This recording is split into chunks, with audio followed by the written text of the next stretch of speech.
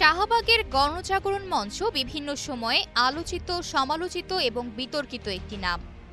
শাহবাগ গণজাগরণ মঞ্চের অন্যতম সমন্বয়ক হলেন লাকি আক্তার। দেশজুড়ে বেড়ে চলা নারী নির্যাতন ও ধর্ষণের ঘটনার প্রতিবাদে দীর্ঘ ১৩ বছর পর রাজপথে দেখা গেছে গণজাগরণ মঞ্চের আলোচিত সেই লাকি আক্তারকে। এরই মধ্যে তাকে গ্রেফতারের দাবিও উঠেছে।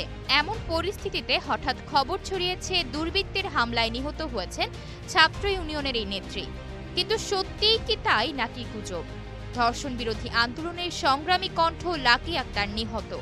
১৩ই মার্চ স্বাধীন নিউজ নামে একটি ওয়েবসাইটে শীর্ষক শিরোনামে এমন একটি প্রতিবেদন পাওয়া যায়, যেখানে স্বাধীন নিউজ জানায় বাংলাদেশের অন্যতম সংগঠক ও অধিকার কর্মী ১২ই মার্চ রাত ১২টায় দুর্বৃত্তের হামলায় নিহত হয়েছেন। রাজধানীর শাহবাগে ধর্ষণ বিরোধী আন্দোলনের এক সভা শেষে বাড়ি ফেরার পথে একদল মুখোশধারী সন্ত্রাসী তাকে ছুরি ও লাঠিসোঁটা দিয়ে আঘাত করে। স্থানীয়রা তাকে উদ্ধার করে দ্রুত হাসপাতালে নিয়ে গেলে চিকিৎসকরা তাকে মৃত ঘোষণা করেন।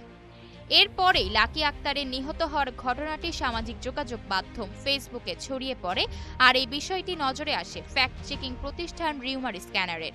রিউমার স্ক্যানার টিমের অনুসন্ধানে জানা যায়, স্বাধীন নিউজের ওই প্রতিবেদনটিতে চিকিৎসক ও পুলিশের কোনো বক্তব্য দেওয়া হয়নি। এমনকি কোন হাসপাতালে নেওয়া হয়েছিল বা কোন স্থানে ছুরিকাঘাত করা হয়েছিল সে বিষয়ে উল্লেখ করা হয়নি। এছাড়া স্বাধীন নিউজ ওয়েবসাইটটি পর্যবেক্ষণ করে দেখা যায়, ওই ওয়েবসাইটটি একটি ব্লগিং ওয়েবসাইট।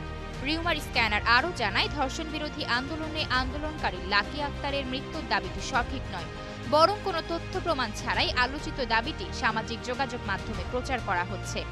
অনুসন্ধানের শুরুতে প্রাসঙ্গিক কিওয়ার্ড সার্চ করে গণমাধ্যম ও বিশ্বস্ত সূত্রে এই সংক্রান্ত কোনো তথ্য পাওয়া যায়নি। সুতরাং ধর্ষণ বিরোধী আন্দোলনে আন্দোলনকারী লাকি আক্তার মারা যাওয়ার সংবাদটি সম্পূর্ণ মিথ্যা।